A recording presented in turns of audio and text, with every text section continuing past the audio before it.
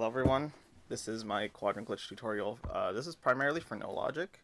I'll be going over how to arm quadrant glitch is in some of the some areas as well as the applications used for them.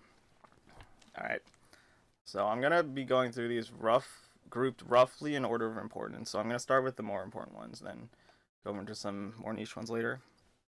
Alright, so the first one is the desert quadrant glitch, and this one is a little different from the rest of them because it uses a different method of getting a quadrant glitch, which is by getting hit on the edge of a transition. So this gives me a good opportunity to talk about the HUD. So when you're doing the HUD, what you want on your sentries, the two most important ones are going to be the coordinates and the quadrant, which are the bottom two sentries on the top right. I have them zoomed in. You can also have a room ID, which is the third line. That one isn't as necessary, but you can use it if you're like looking for certain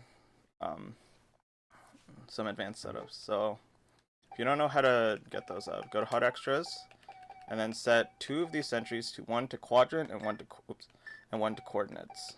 Okay. Oops. Okay. So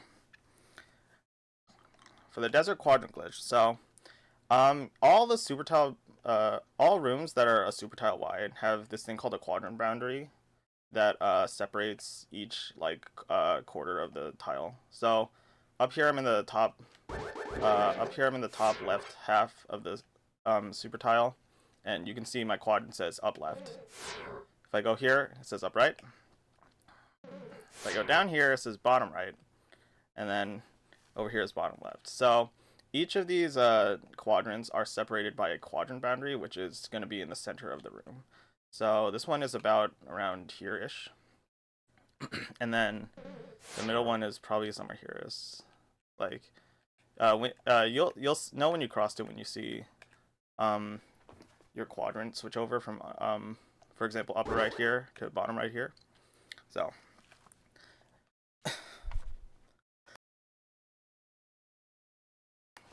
sorry. Okay. So pretty much every quadrant glitch, you're gonna be set up on the very edge of the quadrant boundary. So we'll talk about that more in a bit. But for desert quadrant glitch, so we want to be on the quadrant boundary, and that's between the left and the right quadrant boundary. So you can see it's around here-ish. And luckily, a good way to line this up is to pick up this right pot and to line up against the left edge of the pot. This will put you right.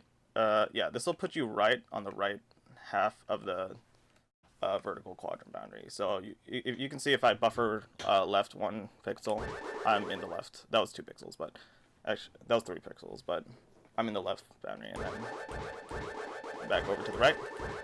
So we want to be on 8FF. So lining up with the right side of this pot puts us on 900. We're looking at the white numbers here. This is your Y position, or X position. I think it's X position. So right now this puts you on 900. We want to be on 8FF, and an easy way to do this is to get on 900 and then go left 1 frame. You can do this in a couple ways. Some people do sword buffer 1 to the left. Let me see if I can do this better. However, moving left sends you 2 pixels in the beginning, so you're probably going to have to go back right to move 1 more pixel the other way. Now you're on 8FF. The easier way to do the way I do it is to select buffer a diagonal up left or up down left, either way. And since moving diagonaling is 1 pixel in each direction, this will help you move 1 pixel left. Now, once you're on this pixel, there's a couple ways to do it. If you're starting out, you can transition up. So this quadrant glitch relies on the BMOS hitting you at a certain I lost my position. At a certain position on the quadrant boundary. So let me line that up again.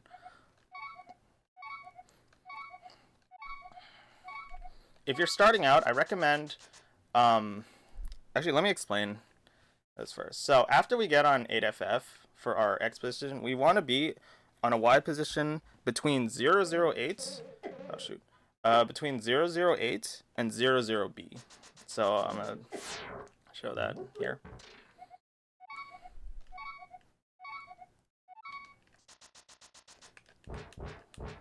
So this is the lowest I can be, or sorry, this is the lowest I can be. And the highest I can be is here.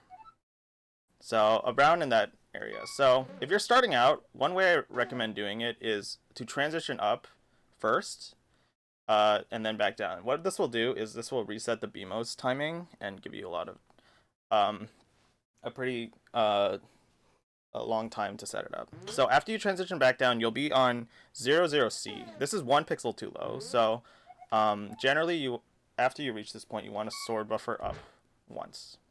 When you get hit, you'll see my quadrant will change. So when you get quadrant glitch armed, the left part of the quadrant sentry represents what, yeah, the left part of the quadrant sentry represents what the game thinks you're in, and the right one represents what quadrant you're actually in. So when they're distinct like this, you'll see it turn red like this. So let me do that again. So let's set that up again. Set up on 8FF. Transition up. Back down. Sword buffer up once. This should put you on a good pixel and then just get hit. And now you have it armed. And so if you're starting out, I recommend transitioning up and down. However, you can also just line it up normally without transitioning. So I generally look for let me select buffers. I generally look for, forgot to do this before the thing. I generally look for Link's cursor, Link's shadow kind of peeking out slightly over this bottom black line. Oh, okay. Does that work on the pots? I didn't know that. Okay. But I usually look for the shadow like kind of peeking below this line over here. So right now you see I'm on 009, so this should be okay. When I get hit, it'll work. Now, so once you have the quadrant glitch armed, I do recommend you getting into low health here, which I'll explain in a bit. You can use the BMOS to always hit yourself for 1 damage. You want to get yourself into like less than 1 hearted damage. Now when you transition right here, the transition will get messed up and it'll end up like this. And then, if you transition right again, where does this put you? This puts you past the desert small key door. So now this lets you get these chests without the desert small key. Now the thing with this camera is sometimes it unlocks, sometimes it doesn't. I don't think anyone really knows why. I'm assuming it has to do a little bit with what your camera position is when you transition. But if you unlock your camera, you can collect these and see them. But if you don't, if your camera doesn't get unlocked, then it's okay. You can still get the items. You'll just have to blind navigate a little bit. So you can get this item, and then you can go up and get this item here. And then you can't really go anywhere from here, so you probably want to death warp out, which is generally why you want to bring yourself to low health. So I'm going to show that again. All right. Oh, I didn't mention. Okay. Checking my notes again. Sorry.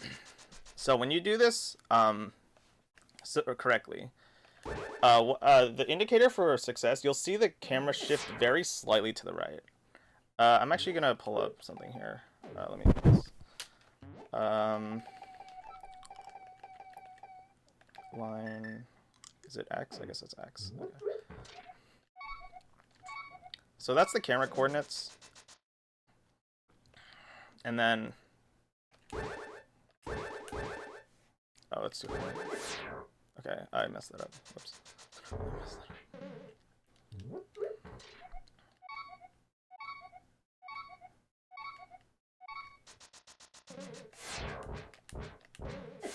Yeah, you saw my camera. My camera value shifted up by like 2, and that's the indicator you got it. So let's try this without being in the right spot. Oops.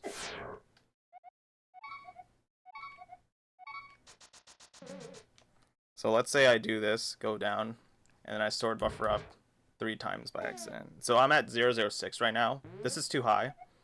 And when I get hit, the camera will not shift at all. So you did it wrong. Or if you do...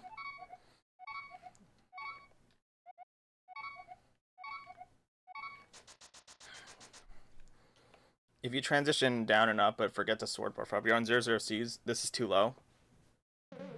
Okay, well, the screen does shift there, but Link will also shift over, so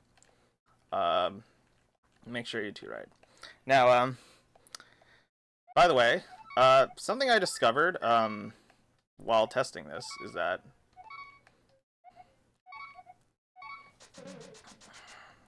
if you happen to be too high the first time, let's say I'm up here, and you don't get the screen shift, you can just wait.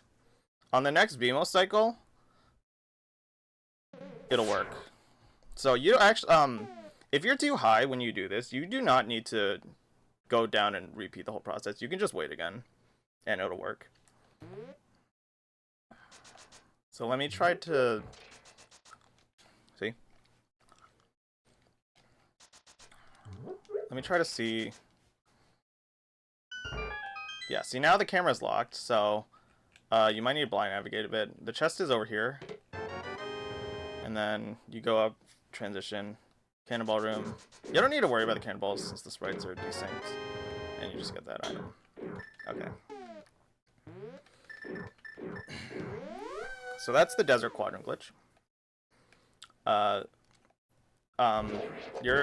This is a very good one to know because in no logic and in glitch modes in general, desert's basically a sphere 1 check. So being able to come into desert and get pretty much all the items except for the big key chest on the first trip is really good.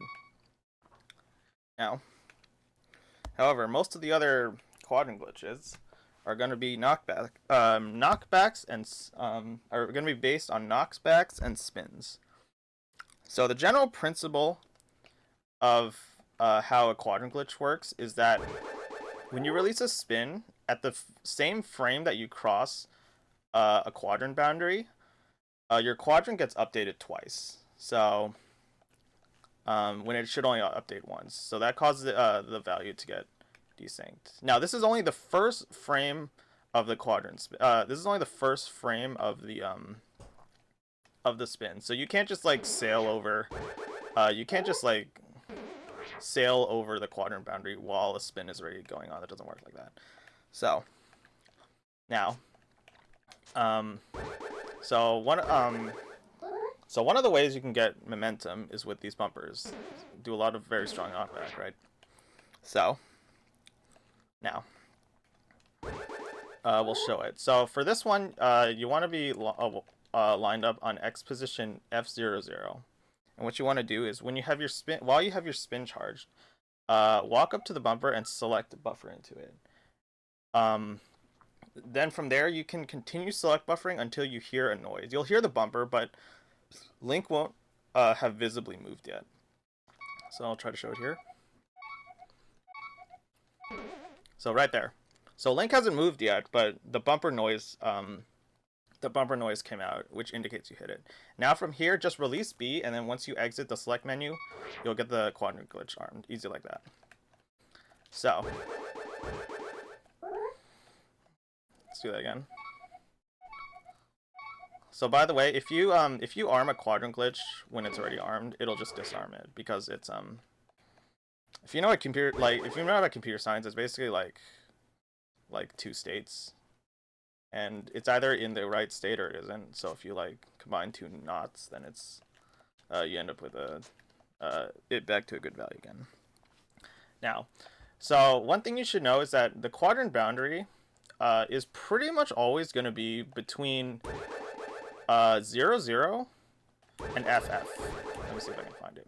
Yeah, 0, FF. I'm on the left side of the quadrant boundary, and then 0, 0. I'm on the right side. This is the same up and down as well. So. See, FF, I'm above the horizontal quadrant boundary, and then 0, 0, I'm on the bottom. So if you don't remember where the if you don't remember the quadrant boundary is, it's always going to be 0, 0 or FF on one side. Yeah. And because of this, because of this, I'm not going to go into visual cues too much in this guide because I pretty much use exclusively shadow cues. And I encourage you to find your own cues if you can. But because they're going to be pretty much always on 0, 0, FF, they're pretty much always going to be like centered on the tile like this. So you can see I'm on 0, 0 and I'm perfectly centered with this Hera tile, right? Or if I want to be on FF, I'd be 1 pixel to the left of it. Let's see again. There we go. I'm 1 pixel to the left. So that means your cues can be the cues are pretty easy to find, and you should be able to transfer them over to different floor types. Now, as for when you want to go from 0, 0 to FF, right? So notice how you need to be crossing the quadrant boundary. So in this case, 0, 0 is on the right side, and then FF is on the left side. When I walk into this bumper, it's going to knock me to the left. So I want to go from 0, 0 to FF, since that's going to cross over. See, notice how if I start on FF and I do this, I'm going to release a spin, but I'm not actually going to cross the boundary because I started on FF and it's just going to carry me above into FD and all that. I never entered the right side. So I want to go from right to left for this quadrant glitch. Now, so I already mentioned the method, which is charge a spin, select buffer into the bumper, and then once you hear the bumper sound, right there, you can just release it, and it'll do you for it. Very straightforward. Now, what is this quadrant glitch good for? So you can carry this quadrant glitch down into Swamp. I'm gonna do, come on.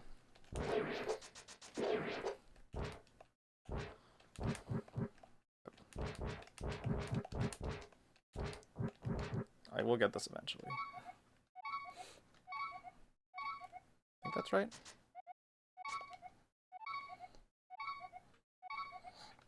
So now I have this left-right quadrant glitch, or I should say east-west quadrant glitch.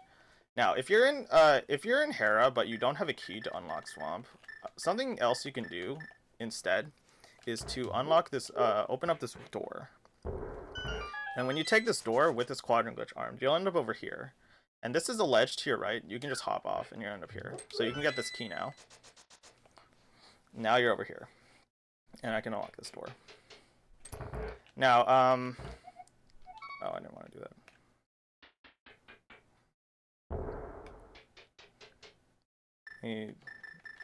Let me stand like book or something. Okay. Now, there's a couple things you can do here. If you have the dam flooded here, either on the first trip or like you've pre-flooded it for some reason, or if you have Specky Clip, which is what I'm going to do here, you can use this and go over to the right side. Now, when you're over here,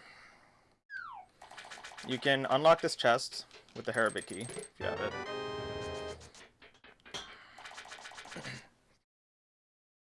You can get this chest. I'm not gonna, you know what this chest is, I'm not gonna go all the way. And then, last thing you can do is you can steal a key. You can either steal a lobby key or this key. I prefer this key since it's less valuable. So once you steal this key, you can mirror back to Hera, and then now you have a Hera key, and you have the Swamp Small open. So you kind of went from a net, a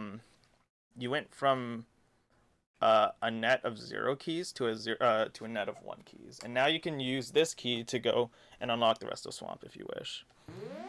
Now, the other thing you can do, if you don't have a way to go over to the left side, there's still a consolation prize you can get. If you go through this door again, you'll end up here. Go back through it. You'll end up on the left side of the sledge. Hop down again. And then you walk through here again. you'll wrap the screen, and now I'm on the right side of the sewer tile. Right now I'm inside the bomb wall. You can hold up or down to kick yourself out of it, but if you accidentally lock yourself, you can just place a bomb and blow it open, and you'll get the same thing. But more importantly, you can get this chest over here. This is pretty much the only thing you can do at this point. But now you have parts of Swamp open. You still need a key if you want to go to the right side, but you'll have a lot more flexibility in what you can do and like what you can steal. If I'm being honest, this quadrant glitch is pretty niche, but this is a really good room to practice your bumper quadrant glitches because it's very wide open, and this bumper is you can use it to practice east-west quadrant glitches. Now, a more useful bumper is in pod. All right, so this bumper here. So you can see FF and 00. Hold on, let me check my notes. Okay. FF and 00 is around here. This is on the right side of the bumper now. So now we want to go from, it's going to push us right. So we want to go from left to right. So on the left side is FF. So we want to start on, come on. So we want to start on 4FF. The way I line this up for a visual cue is I look at this bottom triangle over here on the edge. You can see the edge of the triangle is like perfectly lined up with linked shadow on the bottom, and then from here you just you need to find a way to go left one frame. Alternatively, if you're facing right, this will also be lined up on FF. So, now, same thing as Hera. Charge or spin, walk into the bumper, and then select buffer into it. And then once it goes, you can just release to get the quadrant glitch. However, one thing I do want to warn about is that if you fall at this point, your quadrant will be disarmed. I'm assuming because the game like loads the quadrant data that you entered with when it respawns you, so it kind of clears that data. So you can't just like arm it and then fall to warp yourself back to the entrance. It doesn't work like that. So you're either gonna have to arm it. Oops, I didn't charge my sword.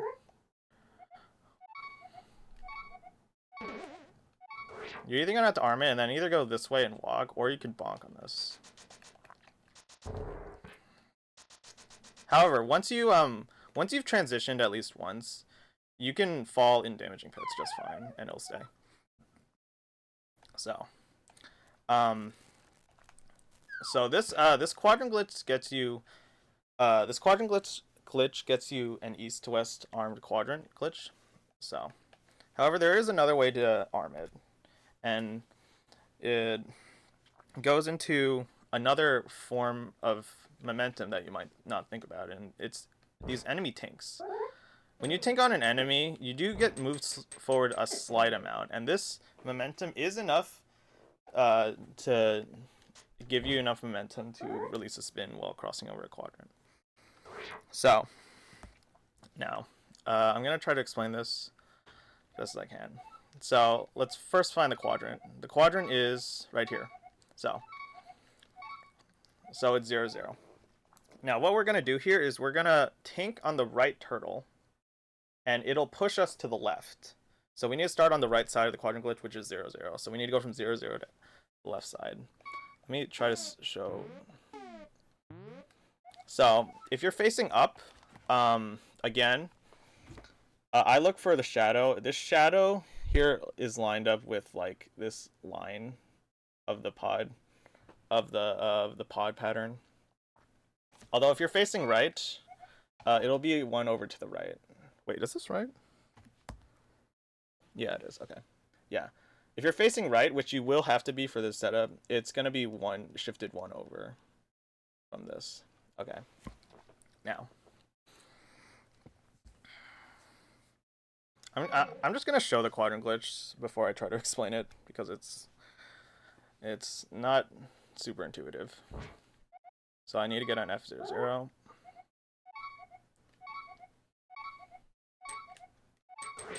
Okay, I have armored quadrant glitch. So what did I do there? What I did was I had my sword held out right, and then I got on. I'm gonna do it in this room, so I don't have to worry about timing. I got on 500, and then after I charged the spin and got on 500, I held up until I got near the turtles.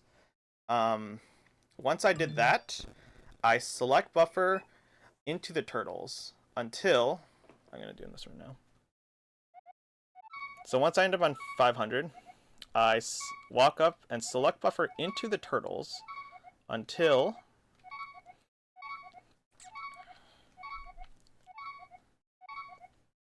you see this tank. The first frame that you see the tank is the one you're looking for. Once you see that tank, then you can let go of the spin, and you should get the quadrant glitch armed. So,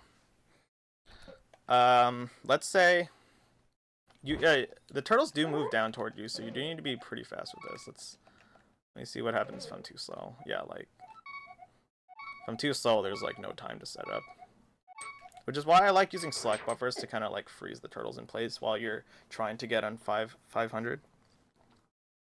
So, but as long as you like set it up fairly quickly, no matter what the turtle RNG is, this should be consistent across all turtle RNGs. I didn't test that, but I don't think I've ever had this fail because of bad RNG before. So,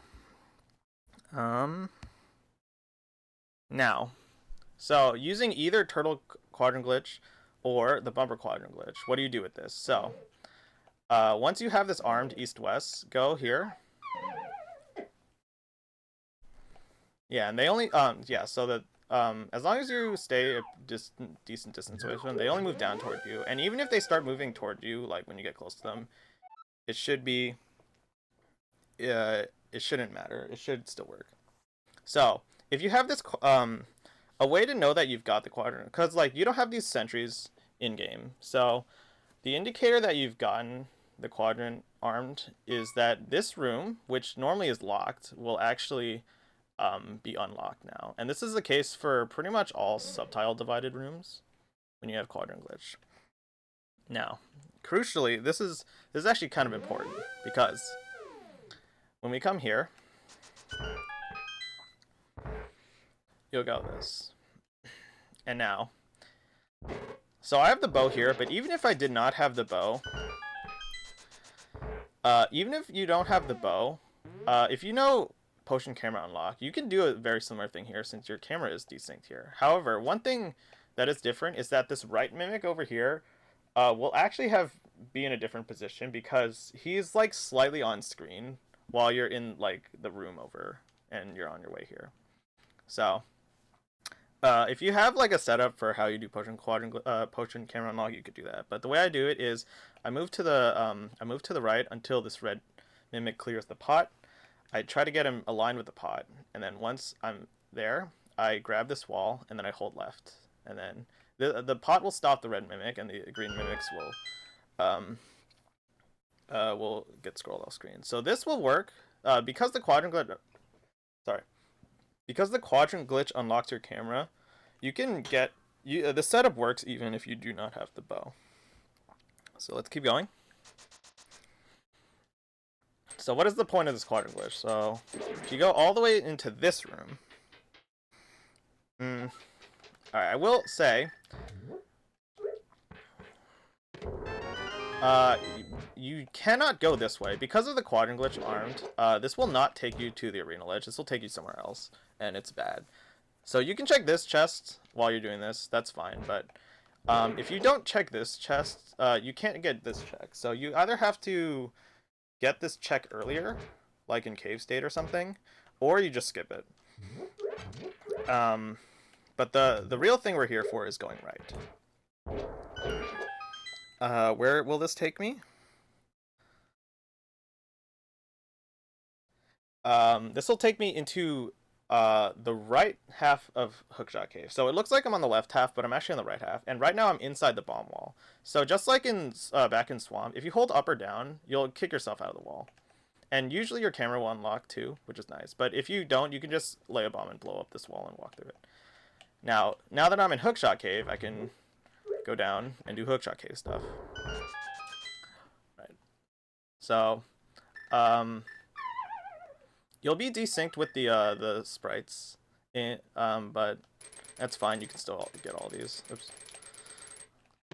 So the hookshot won't be visible, but it'll still work fine. See, this guy does not hurt me at all. So this is a pretty simple way to get from pod to Hookshot Cave. And aside from just being able to get to Hookshot Cave, which is nice, another thing this does is when you leave here, if you came into pod from Kiki Skip presumably, you'll be in fake light world or fake dark world. So and since you never change worlds, you'll also pop out here at fake dark world. So you can do a couple things now. You can check Super Bunny, obviously. I'm not going to check Super Bunny because you know what Super Bunny is.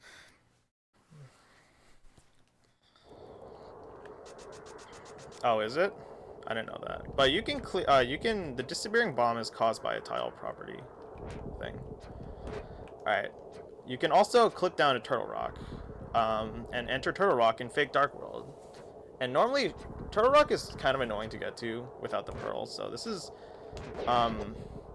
it's kind of a long-winded way to get here, but if you're like just doing this as part of your normal route, you can do this. And another thing you can do, since you are in fake dark world, if you transition right here, you'll be in light world, and then so you can chain this very easily into EDM checks, which is something I do. I'm not sure if I would recommend it to everyone, but yeah, I'm not sure if I would recommend this route to everyone, but this is a thing you can do. So let me just make sure I got everything here. So yeah, that's pod Quadrant glitch. Now, getting into some very important ones. The eastern one. This is a very important one in the end game. So we already talked about how you can use enemy tanks to assist you in getting momentum. And one you might not think about is these Igors. When they're asleep like this, they actually tink with your sword, versus when they're awake, you can just slash them fine. So, how is this utilized? So, in this room, there are two Igors, and as it turns out, the right Igor is close enough to the quadrant transition. I almost said translation. Quadrant transition that you can tink off it and get a quadrant glitch. So one thing you should do in the beginning is clear out most of the popos. You can just clear them out and then reset the room if you need to, and they should stay dead. So we want to line. Okay, so the quadrant boundary is here, and we were going from right to left. So we need to start on the right side, which is 0, 0, and then this will push us to the left side. Okay, so the thing I look for is Link's shadow touching this long, this thick vertical bar here, right? Yeah, you can also use the tile, like Link is perfectly centered with the tile here if you want. But yeah, this is what I use. So once you lined up, charge your sword facing right, and then just like with the turtles, move up until you're close to the Igor, and then select buffer into it until. Oh, see there, I could tell I messed that up because Link got pushed back a little bit, and he was in a different animation of his poking animation. That's something you might need to get used to. And also the screen shifted a little bit. Which indicated that Link moved. That's something you might need to get used to as you're practicing this, and like when to recognize when it worked or not. Okay, I phantom diagonaled myself somehow.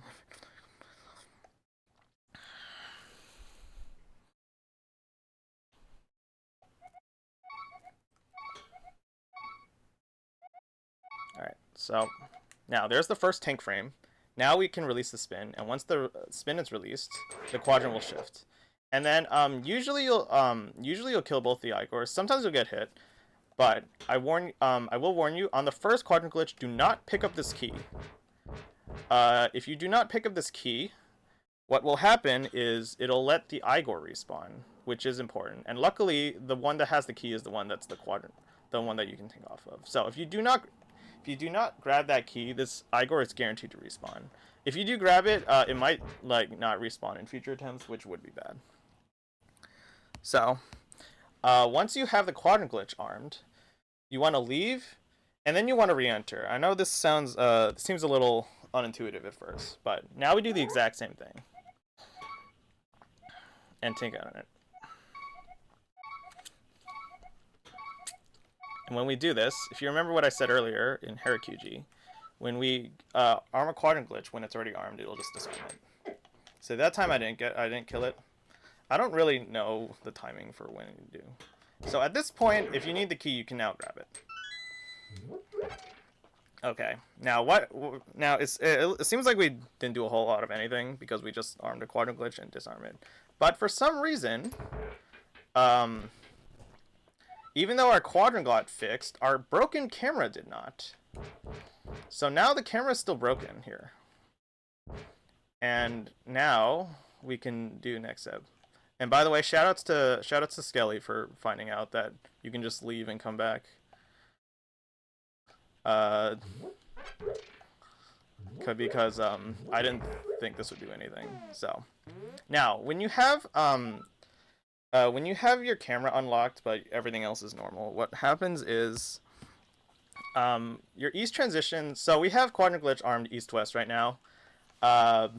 You can east transitions will still work correctly, even though they look visibly broken. And luckily, on the way to Armos is pretty much pretty much all east transitions, and these all work fine.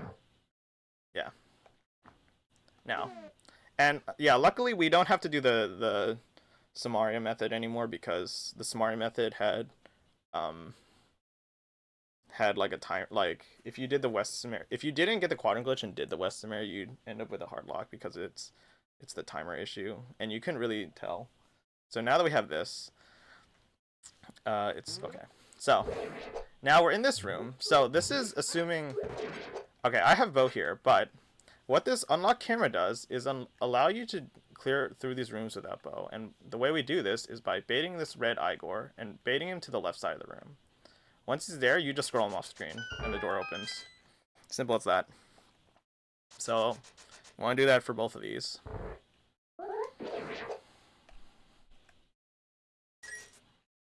Okay, I don't know if this will work. No, it won't. Okay. So, by the way, how much of the Igor needs to be on screen is a lot more generous than it looks. So, like, look, I'm just gonna, like, get, like, the tip of the left Igor. The left tip of the Igor off screen, and there. He's considered off screen. I don't know why it's so generous like this. But what this does is it crucially lets you reach Armos without a bow, which is normally pretty difficult to do. But now with this quadrant glitch, you can do bowless Armos. And this is something that comes up in the end games of No Logic. So this is very useful to know. And now, an additional benefit of this camera unlock is that you can actually scroll the Armos off screen. So, I'm going to do this. Okay. So normally you fight Armos like normal, right?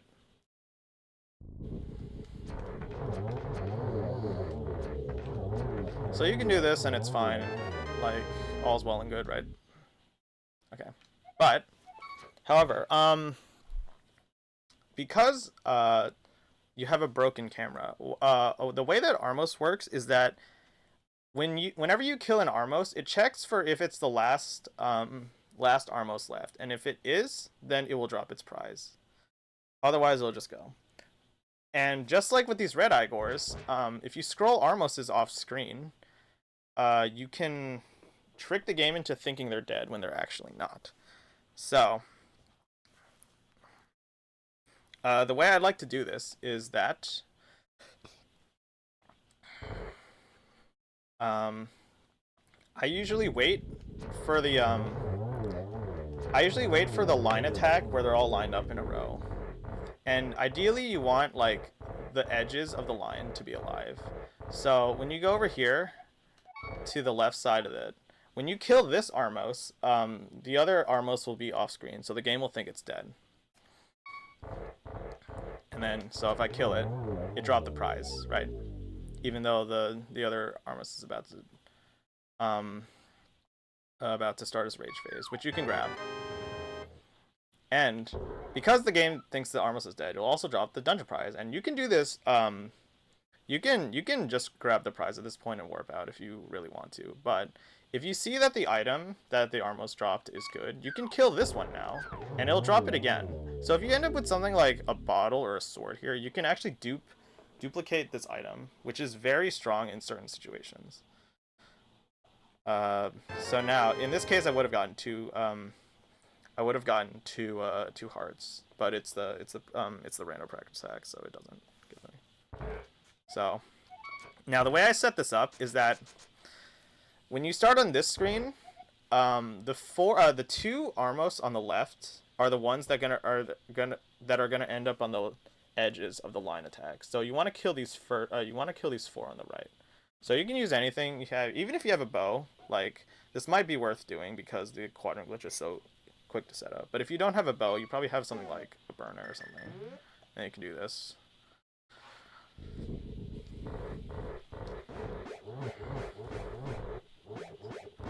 So I'm like, try not to kill. Okay, so now I have this one. Get the item, the prize will drop, and then I can kill this one. And I can get a second item, and then I can get the prize still. Okay. Now, let me show what happens if you see that the item is not something you want to dupe. Oops, too early. Oops. So wait for the line attack. Alright. I get this item, and maybe it's like bombs or something. It's like, okay, I'm just done. And now, you'll get the prize. And then, funnily enough, once this finishes, the Armos will still try to attack you. So, okay, I don't know why you short hop there, but so that is the Eastern Quadrant glitch. All right. Unfortunately, this setup doesn't really have a great way to check. This setup doesn't have a great way to check if you got the quadrant glitch or not. So usually you'll just find out if you do, and then like if you accidentally got the quadrant glitch once instead of twice, you'll go downstairs, take the transition, and you'll end up somewhere weird. At that point, I recommend hard resetting to respawn the Igor key. Although you don't have to do that if you think you can do without it, because so you might have to save and quit before you do this, but you can also just easily do it without it. All right, now next, another form of quadrant. Oops, I pressed the wrong button. All right, another quadrant glitch here. This TR quadrant glitch lava dive. This one is also very important in the end game because this is one of the ways to get to Aga 2. Now, when we're on the platform like this, the platform will carry us, and then the way the position works is that the spin will halt your movement, but it'll do it a frame too late. I didn't actually fully check. Oh, that makes sense. I didn't fully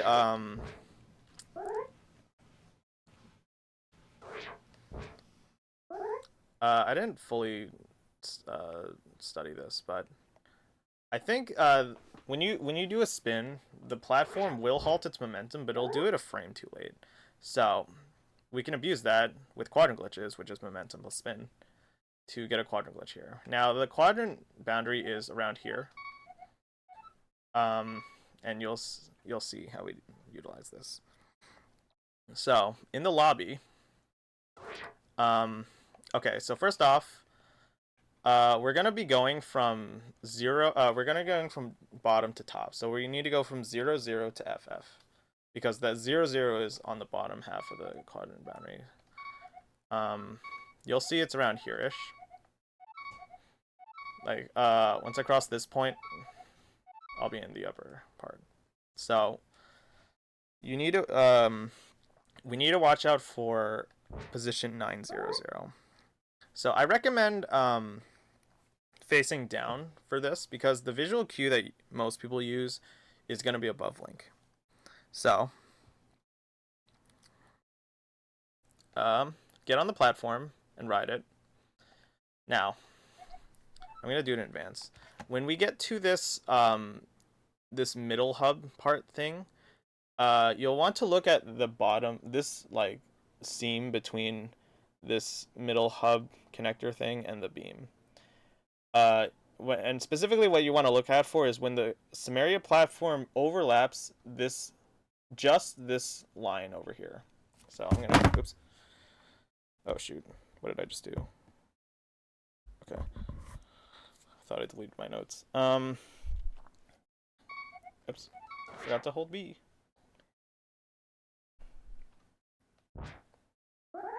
Alright. So let's get close to it.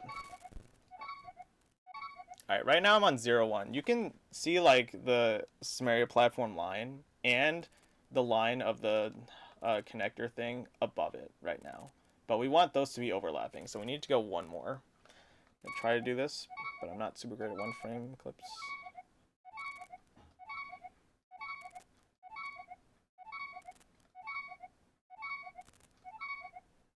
Come on. Really? Okay, I just missed the start button there. Okay, can try that again. All right, here we go. So now the cane platform is overlapping this connector line.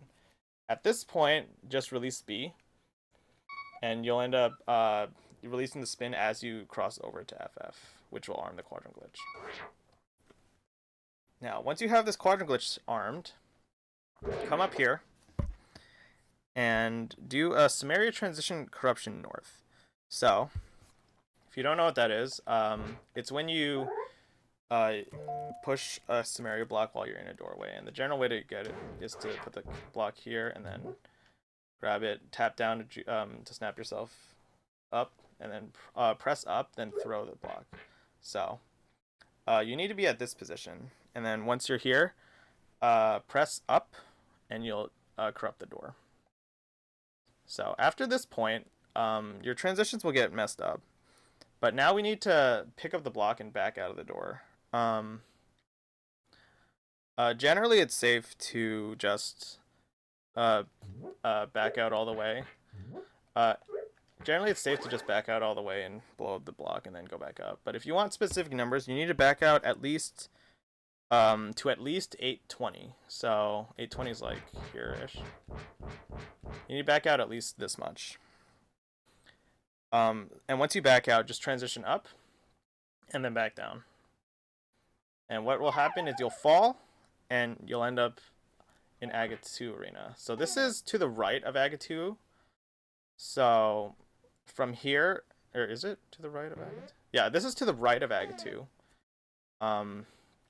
It has this weird thing. So walk over to the left part. You'll have the slope of the top of the arena. And you can like dash or walk through it. Dashing is generally makes this a little easier, right? And then now you can fight Aga 2. And I forgot to load a save, so I'm going to have to set this whole thing up again. Now, one thing, a couple things I will warn you about.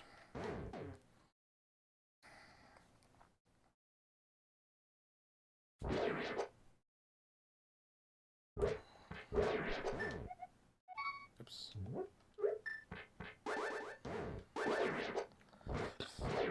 Let me do that better. There we go. Okay, so. Oh, see, also if this is just an STC problem, don't, make sure to let go of up. If you hold up for too long, you'll end up here. So let's go back. Now, one thing I want to do is let me pull up something else you can do in the practice hack. Where is it? Is it gameplay? Yeah. Show STC pits. So when you do an Samaria transition corruption, it'll create pits on some super tiles. And when you do it here, part of the pit will actually overwrite this rail below you. So even though it looks like there is a rail, there is no longer a rail below you. So make sure you don't hold down and fall, because this will mess everything up. So let me do that again. So when you're after you do this transition corruption, when you're backing out, make sure you don't hold down too much. So let me show this without the pits. Alright. So it will visibly look there, but it's actually not real. So don't rely on the rail to stop you, is basically what I'm saying. Now the other thing to be careful about is I did that wrong. Oops. See, that's what happens if you don't back out. You end up in GT. I did not arm quadrant glitch. I didn't. Hold on. There we go. Easy. Okay.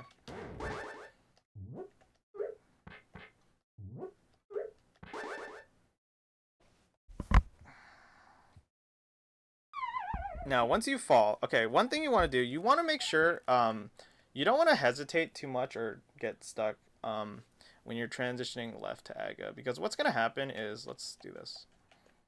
If you spawn Aga, and he does that split, if his clones aren't on screen when he starts attacking, they'll actually fully despawn because, this time it didn't happen. I think this one, it happens more often in the STC lava dive. I think I accidentally corrupted the door twice there.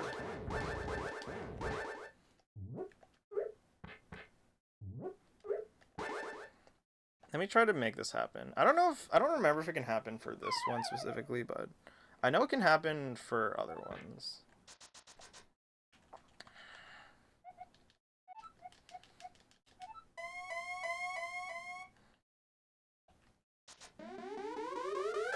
So if you don't transition over, you can see that clone, it's kind of still in the middle of its... Oh no, it did spawn. Wait.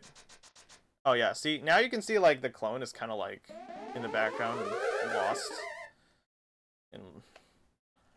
lost in like a different dimension. You can see him blipping around, but now if you don't transition over far enough, that clone will no longer be part of this fight. So you're probably gonna have... The fight's probably gonna be slower on average because you have one less ball to reflect. Potential ball to reflect at Aga 2. So make sure, so in order to avoid this, make sure when you're transitioning over to Aga's arena, you do it pretty quickly. I didn't go down. So that's why I kind of dash to the left here. Sometimes you bonk, or that happens. It's okay. You can just try again. You should eventually get it. It's not super... That slope is not super... super well secure on that side. So just dashing or walking into it should work eventually. Now, okay. Oops. Now another way to do this quadrant glitch is in the lobby. You can see this room is long, so there is a quadrant boundary now, but one thing you might notice is that the bottom of this is FE, which is not far enough because the quadrant boundary is actually like a little further down from where the platform stops. So what you actually want to do here is charge a spin, and you're actually going to have to release the spin while Link is sliding onto the platform. So when you get onto the platform, there's a certain, like, at a certain point, the game will suck you onto the platform and you'll go. But at during that point, this is when you want to be releasing your spin because that is momentum. So, and you want to release it when Link is, again, we're going bottom from top, so we need to start at 0, 0. Specifically, oh, I didn't write this down. It should be B00 in this case. Look at the yellow numbers this time since we're going up and down. Am I close enough? No, I'm not. So you can see the platform's already starting to move, and Link is getting sucked onto it. And then now he's getting sucked on in every two pixels. So you can actually do this from both B00 and B01. The way I look for it is the very unscientific way. Is I like mentally line up Link's like the bottom of Link's shadow with this side of the rail. I know some people use like a menu cue, which is probably better, but the way I do it is I look at the bottom of this shadow and line it up with the top of this rail. And like you can like 01 is one lower than this, so I kind of just eyeball it. And if it's around that point, I'm like it's probably right. And then once you release the spin at this point, Link will pass the quadrant boundary, and you'll have that. So, what the? I don't know why that happened. Okay, let's show that again. So we want to get close enough until Link starts sliding onto it. So, okay, here. So now it's 0-3. This is going to go to 0-1 now. I'm going to show that 0-1 also works. So I'm at 0-1 now. So now Link's shadow, you can't even really see it because it's blending into the platform, but it's like he's like kind of lined up with the bottom of the rail, so that's what I look for. And then release the spin, and now that will also cross over the boundary, so that will work as well. So now once you have this quadrant glitch armed,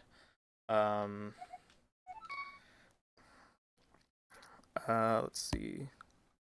Okay, now you need to do another SDC. However, this one's a little different because you actually need to SDC this door twice. So once you get to the position, quiet. Once you get to this position, you'll have the block here. So you tap up to corrupt it, and then you need to tap up again. And at this point, both of your blocks will disappear. That's when you know you've done it right. Now, one thing I need to warn is that make sure you do not press A at this point because if you do so, you'll transition automatically and you'll mess it up. So, instead, so resist the urge to press A at that point. Oops, okay. You can also just like accidentally transition anyway because you held up for too long, which happens to me a lot because I'm not super great at taps. Okay. Now, once again, you will need to walk out of the door here after you STC the door twice. So, again, generally it's best to just like go as far out until you're like fully out of the door and then back through. If you want numbers, if you want exact numbers, you need to go out at least 8-1F. So that'll be at least past this point. So, another quirk is that after the second STC, Link will be stuck in this slow move, and this might be why you want to press A, because once you press A, you'll restore your normal movement.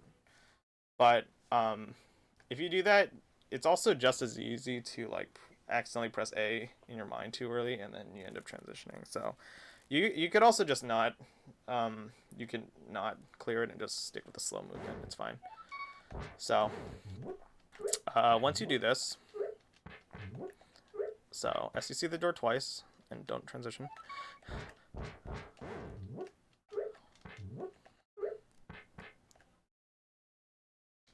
Come on.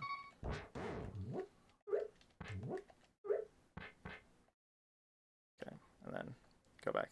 Now you transition through the door. You should automatically fall, but if you don't, just hold up and you'll fall. So you'll end up here. It kind of looks like you're soft locked, but this is the same room as you would have been from the other quadrant glitch, but you do need to correct the camera. I just do this with a couple dashes. I dash up, dash down, dash up again, and you can see I'm here again, and then you can dash over to the right and fight Aga, just like in the other quadrant glitch. So now, however, if you do go through this door by accident, you will end up here, and this looks similar to what we were in before, but you're actually in this room, so you are actually locked, unlike before where it only looked like you were in this room, but you were actually in the room down there. So I'll just show that once again.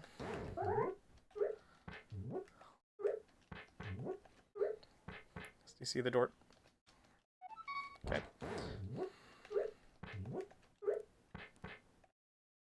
I'm rushing it too much, I think.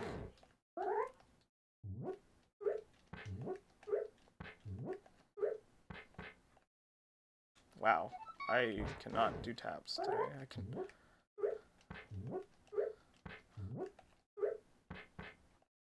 Okay.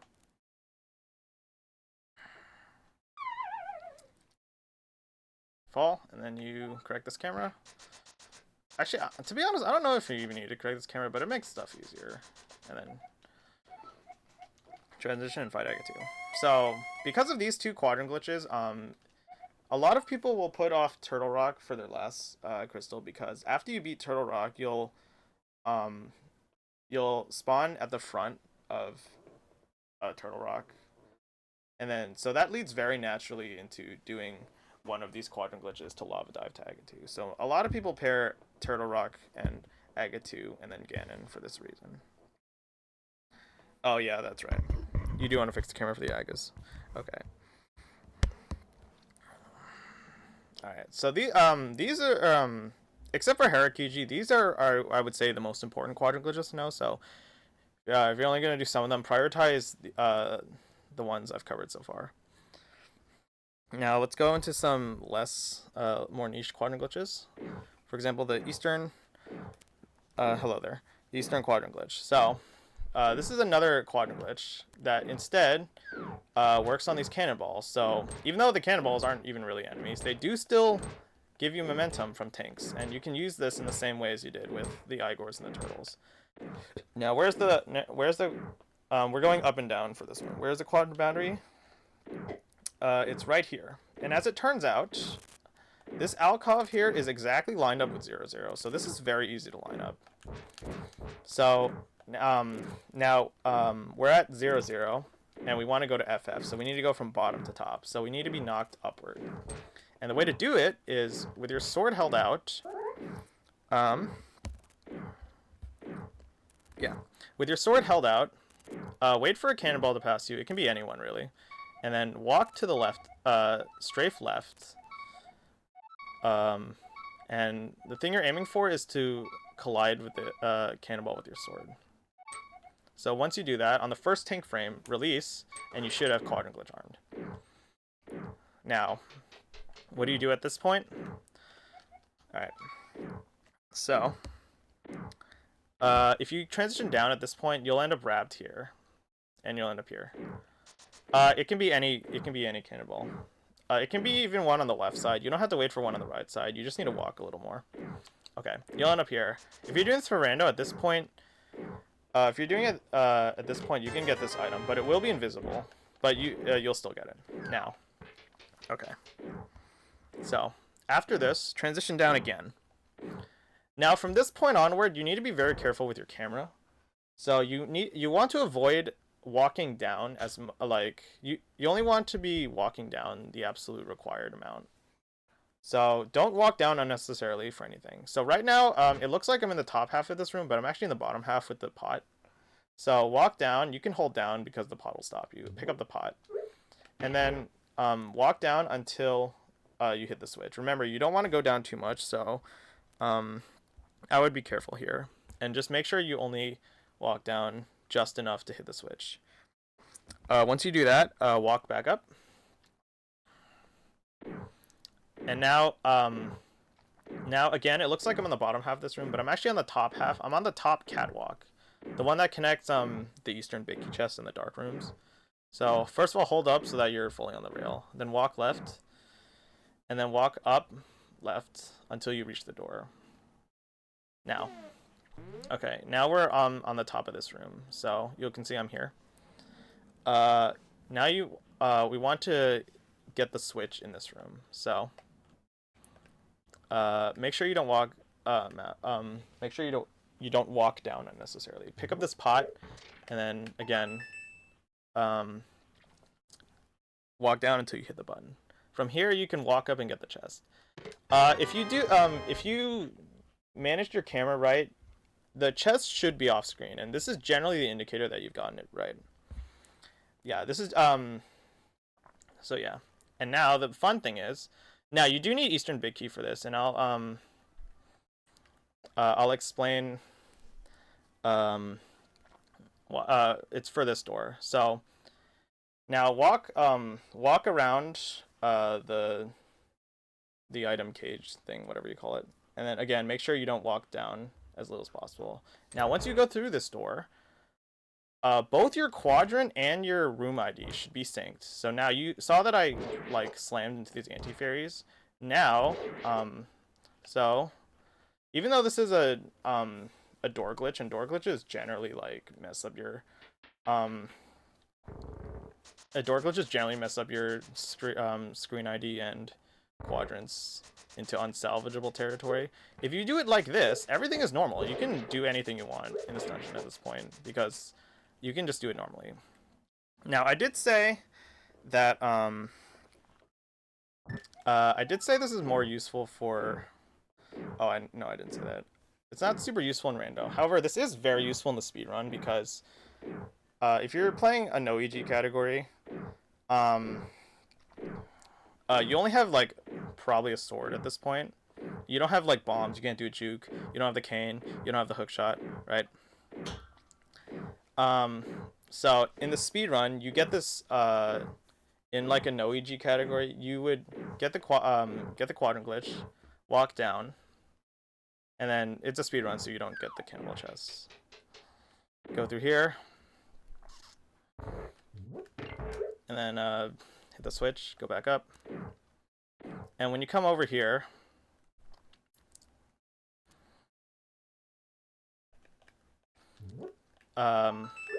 you'll get this item. And since this is a speed run, this item is always the big chest, which is convenient because you do need the big chest. Oh, shoot, I moved up.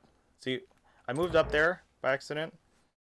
And, okay, that still worked, but you'll get the big you'll get the big key, and then you'll end up here. And then you can go up here and go through like normal. So now in the speed run, you've gotten here, you've gotten the big key, and you are in the second half of the dungeon, and you didn't have to death warp for any of that. So it's very fast. Yeah. And then you can clear Eastern like normal. So Eastern utilizes very well, but like if you're doing rando, you can only really do this with the if you have the Eastern big key, and at that point you also probably need to compete with the juke. Let me show what happens if you scroll the camera too much.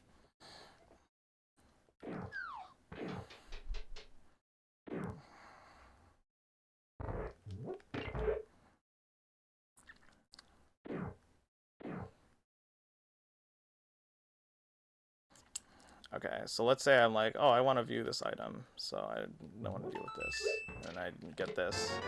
I get the big key. And then when I go through this door, now you see the camera's unlocked, and that's part of, like, that partially determines what kind of transition you get. So when you do this, you'll end up just stuck somewhere. And you see my quadrants. I'm desynced from everything. Oh, no, these guys are still here. But I still have my quadrant messed up. Wait, can I go over here? You might be able to do something with this. I kind of doubt it, though.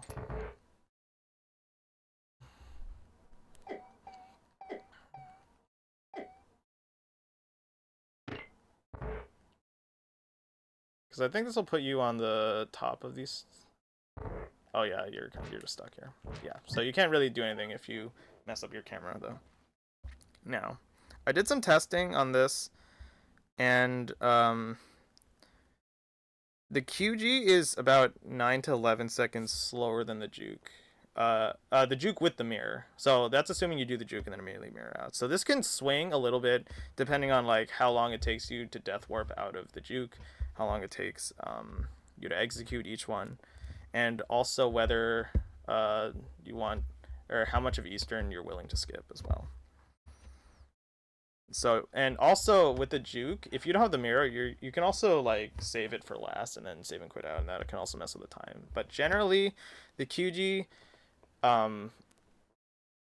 optimally is about 10 seconds slower than the juke. So just consider that. I did think of I was considering a situation where it can be useful, whereas For example, if you're doing Eastern backwards, like with Stairmaster, I messed that up. Oops.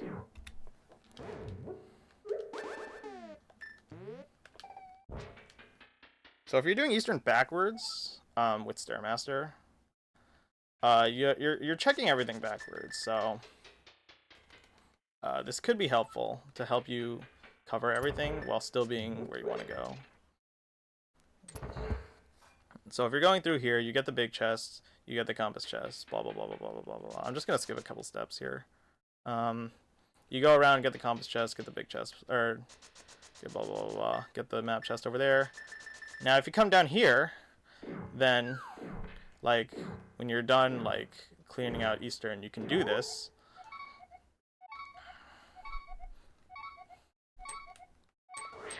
And then once you do this quadrant glitch, you get cannonball chest. Oops. And then you do the same setup as before, and then you get the big chest last. But now you'll be right next to like the spot that you would get to Mire from. Whereas if you did this front to back normally, or back to front normally, you'd end up at the front. You'd have to walk all the way back here.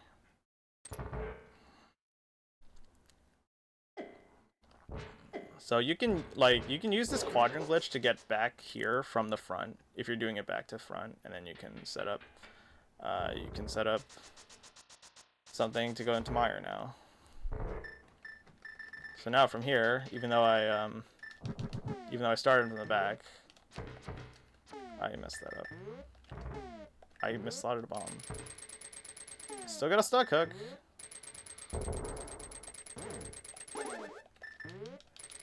Okay, I messed that up. This is the hook pushing sneak peek clearly. Oh, that was an intangible hook, I think. Okay. I don't know why that happens, but this is not gonna work either. Alright, whatever. But that is one potential thing you can do with that juke. But again, it's more useful in a speedrun. And now, the big one. The pod triple QG.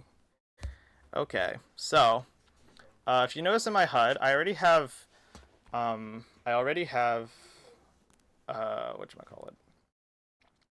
I already have the east and west quadrant glitch active from the bumper or the turtle.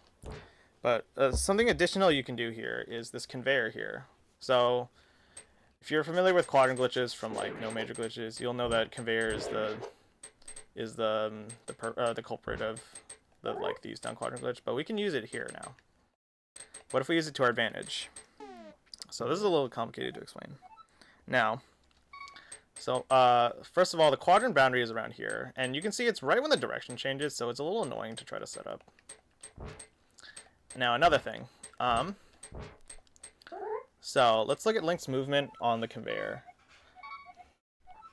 Now, Link moves 1 pixel every 2 frames.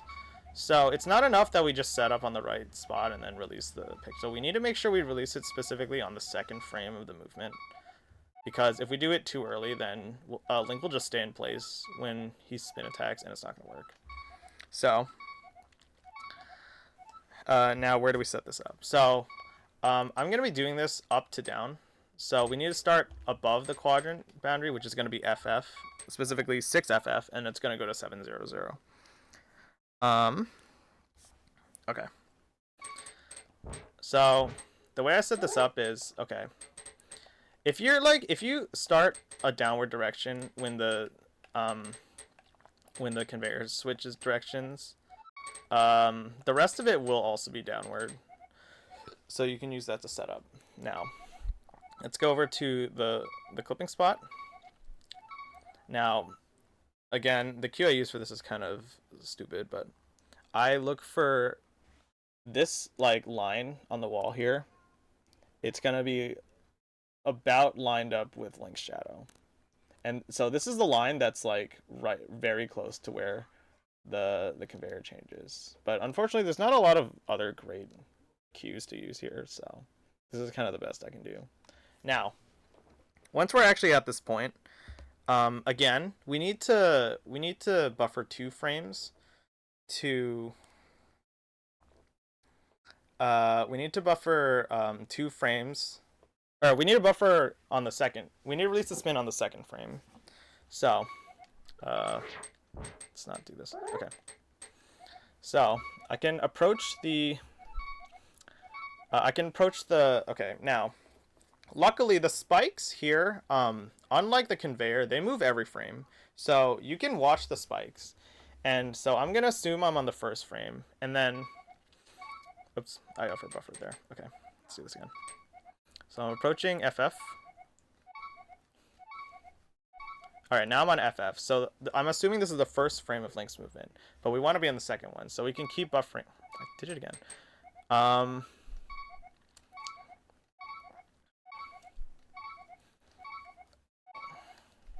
Okay, there we go.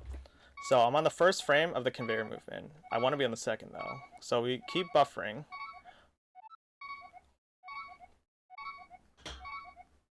Come on. I did it again.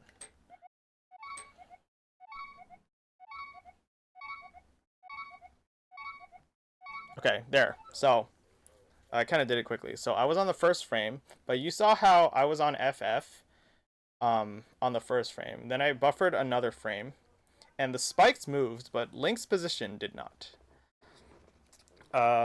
Yeah, there's the spikes moved, so Link's position did not. So now now I know that I'm on the second frame, so I can just release the spin. Another thing you can do as like to help you know if you got the spin is to over buffer. So I over buffered, and if you see that Link is going down as the spin starts, you'll know that you probably did it right. Link is in this pose for a couple frames, so it's not perfect, but you can use this to check if you were on the right frame when you're on the right frame when you release the spin. Because if you were on the first frame of the conveyor movement by accident, Link will switch to this pose, but he won't have moved down yet. So you know that you did not do it correctly. So now if you look at my HUD, it went from being upright, it went from being upright up left to upright bottom left. So now I have both directions. Now I have both directions armed. What is the next step? Let's see. Okay. So once you have the quadrant glitch armed, you transition down and it should look like this. Now another nice thing about this trick is that if you mess up and don't get the transition you want, you can just try again. So if you thought you got the quadrant glitch but you didn't, you'll just end up in the mimics room again, and then you can just go back up and try again. So you can, if you want to, brute force this until you eventually get it. So now that now that you're here again, we want to arm this quadrant glitch again, and you'll see why. So the first quadrant, the first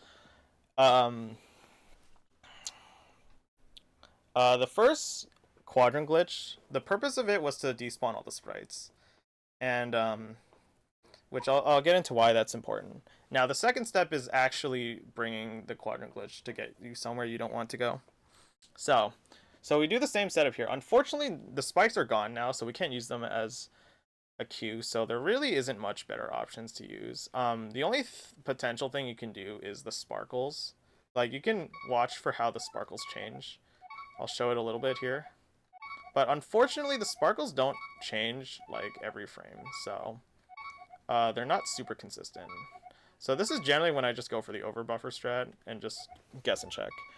So I'm gonna go... I'm gonna get on FF.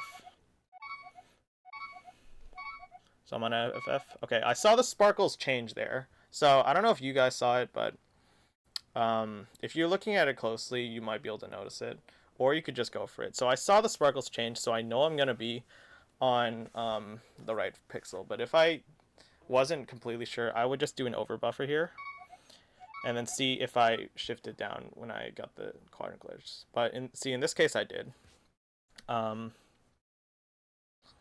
So yeah, And now my quadrant. Let me show what happens if you do the overbuffer strat and you weren't on the right frame. Let me do it in the bottom. So I'm gonna let's just say this is the first frame. So if I do the overbuffer, okay, that was the second frame. I'm gonna try. Okay, let's pretend this is the first frame. If I overbuffer, see that time Link didn't move at all, so I knew I was on the first frame and I didn't get it right. But anyway, the point was to get the north-south quadrant glitch again. So if you can see by my HUD, it says up on this side but bottom on this side. Or wait, yeah, top and bottom on this side. Okay, so now once you have it armed, go up. Let me just check my notes. So now transition up. If you did it right, you'll end up here, and it looks like I'm in EG, but the camera's actually just offset. So you don't have to do this part, but you can correct your camera at this point by walking up and down. If you didn't get the quadrant glitch, it'll look like you're just on this bottom half, and if that happens, you can just go back into the conveyor room and try again. So like, even though these quadrant glitches are a little hard, they're retryable, unlike a couple of other ones. So at this point, now we're getting back into the normal pod to hookshot cave route. Okay, now, so I travel through, and I kick myself out of hookshot cave. Now, however, instead, I want to go up. So throw a bomb upwards. And you don't have to completely correct the camera, but I would probably recommend it. Now, with the north-south quadrant glitch armed, if you travel up, you'll end up in GT now, and specifically behind Ice Armo's chest. So hold right or left to kick yourself out. Actually, I'm going to test this. Shoot. Well, hold on. I pressed the wrong one. I gotta set this up again.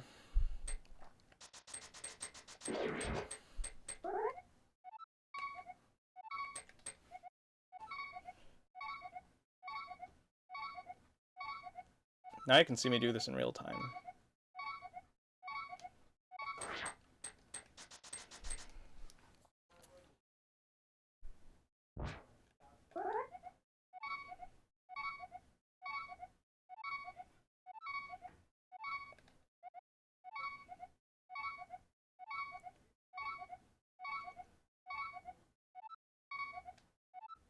I think that's right. Yeah.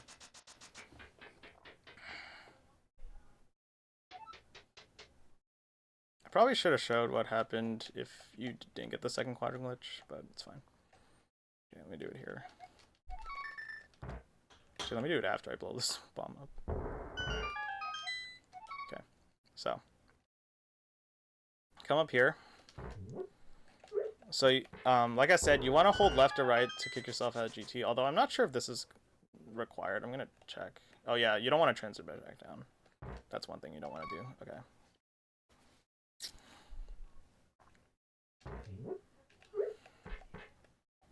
You might be able to, oops, you might be able to hold up here. Oh, you can. Okay, yeah. So just don't press down. Okay.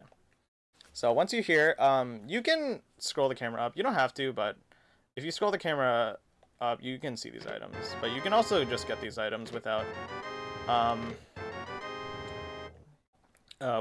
the camera up, but they'll be slightly invisible. Now from here, transition back down. You'll end up back in Hookshot Cave. Now, the reason why you need to do the first quadrant glitch, set of quadrant glitches, is in the conveyor room, is because if you don't despawn all the sprites, this fairy will wreck you on the way out, and she'll like talk to you instantly. And then since your position is desynced, her cutscene will go on forever and hardlock you. So that's what you want to avoid. However, now at this point, after you transition down, this is the step where you need to be careful about your camera. You need to make sure your camera's in a specific position before you transition down again. But a consistent way I found to do this is to dash down and bonk on the bottom wall. And for this reason, I recommend you not open it until this step. So after you bonk, pick up a bomb and throw it to blow it up. And then walk or dash down. And if you do this correctly, your camera position should be in exactly the right spot. And after this point, your camera position, I'm pretty sure, is fine. So after you transition down again, then you'll be in Hookshot Cave. And, oops, and then you can get all the items here. Right. So with the pod triple quadrant glitch, you can add on getting the GT Ice Armos chest without fighting Ice Armos in addition to doing this, but it is a little bit complicated to do. Very good. And then if you leave, you can again leave if you to end up here. If you mess up your camera on the sensitive camera step, it might still work, but I recommend you do not transition down because here, actually, let me show this. So we go up, and you come in here, get these items. I'll show that you can get them invisible. So yeah, I can't see these, but go back down. Now let's say I do like some weird nonsense here. Like I was like, ooh, and I messed with the camera too much. Then this transition will end up here. So now I'm stuck actually. Okay. So if you go too much, yeah, if you go too much, you'll just end up stuck. However, if you don't walk out enough, what happens?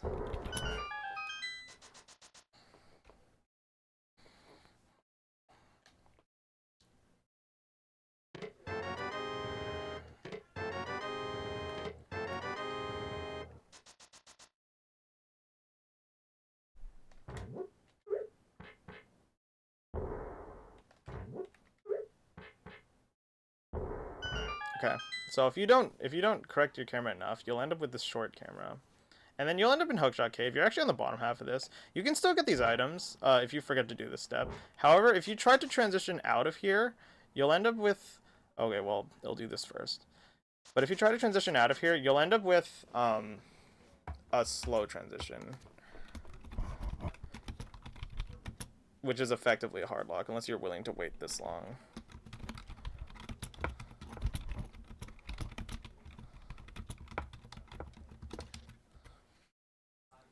So let me just speed this up to show that it's actually like the bad transition. Oh, see? So it does eventually resolve, but it takes a while. Yeah. Is it 2 minutes, Taj, though? I didn't... That did not feel like 2 minutes.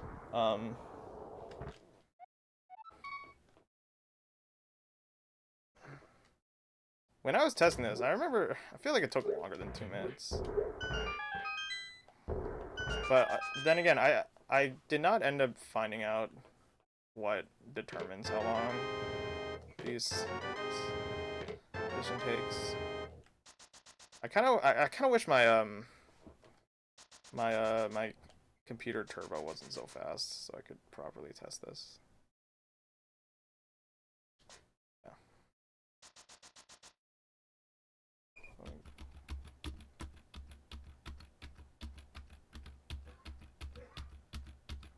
Because I just blitzed past it earlier.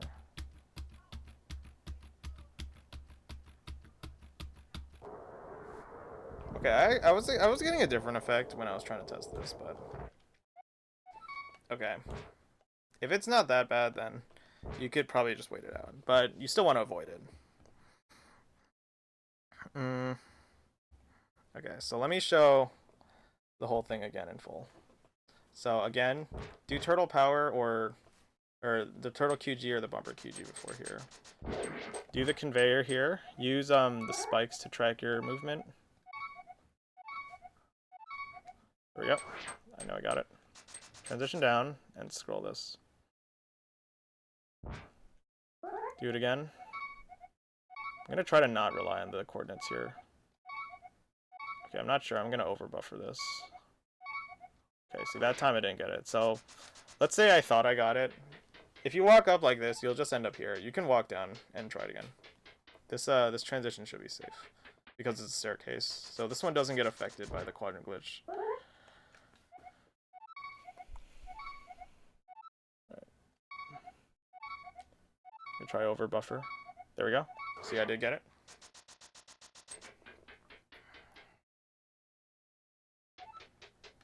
And again, you don't even technically need to correct your camera here.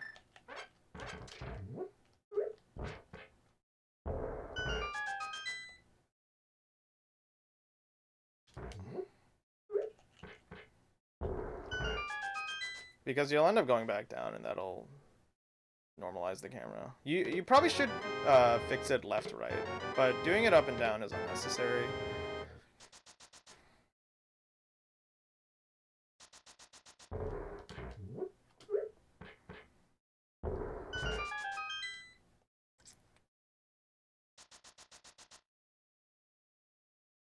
Okay, and then once you're here, like the hookshot cave stuff.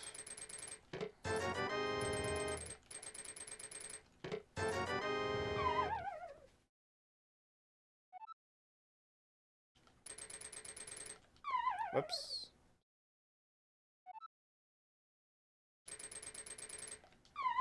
Really?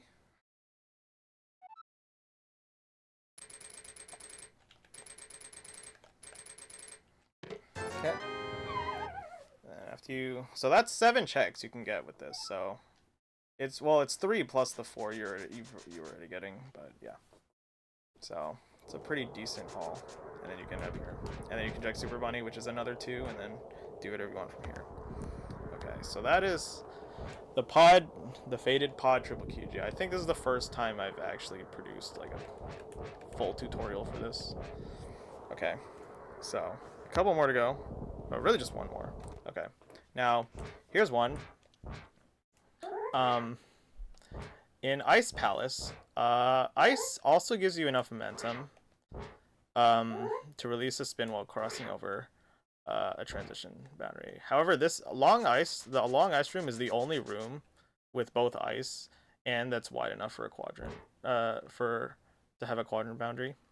So this is the only room you can do it in. Yeah, I believe Haikyuu type found this one.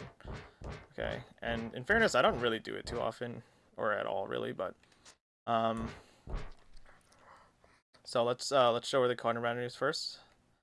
Okay, we're looking at up and down, so it's the yellow numbers.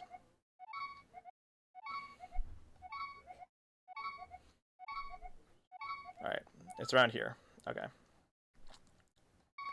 So what you want to do is simply charge your sword, and let's wait for the firebar. I think I need to put it on screen. Okay. Then just start accelerating downward, and then select buffer until you get near here.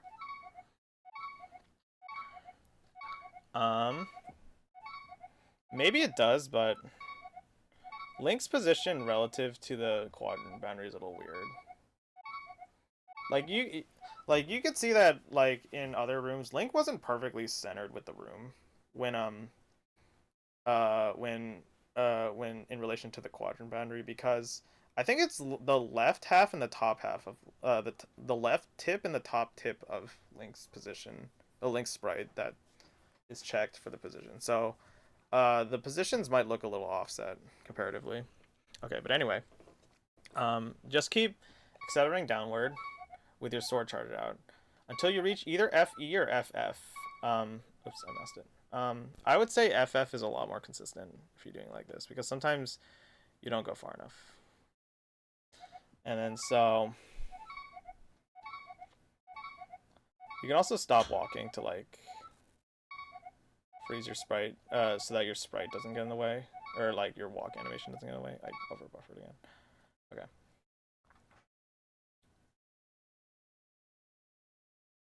Okay. Okay, now here. You can't really see it because of my sword, but I look for the shadow being bordering this middle line. So let me actually show it with so you can see I released my spin and I got a quadrant glitch. Let me actually show it facing up instead.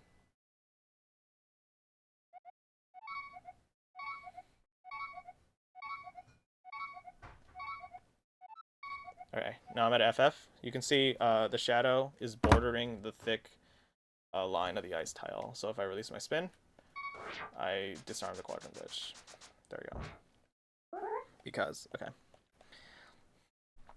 Now, what is this useful for? Well, after you get the quadrant glitch, if you go down this way, you'll scroll the screen, despawning all the sprites.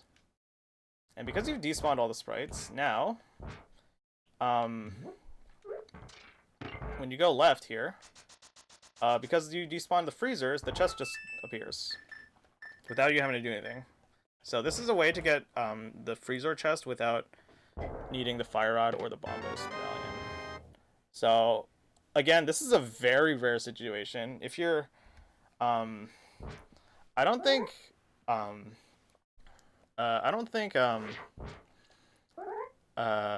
you're gonna come into this too much because you can't really do anything after you do that. So it's like a very committal play. And if you're like desperate enough to do this to check Firely's freezer chest, I think the seed has already gone like horribly wrong somewhere. But this does cover like the nightmare scenario where like you have like fire rod on freezer chest, fire rod cold stare, and then bombos on Shrine X or something. And yeah. That's also a good point. If you're like dipping ice because you're like still trying to look for stuff, and you can do this last. But it's just as simple as get quadrant glitch, transition down, desmile sprites, and then go left, and you can get this. Again, shout outs to Haikyuu Type for that one. Okay, so, right. So that is the end of my quadrant glitch tutorial. That was the last application I had for known quadrant glitches so far. Thanks for watching.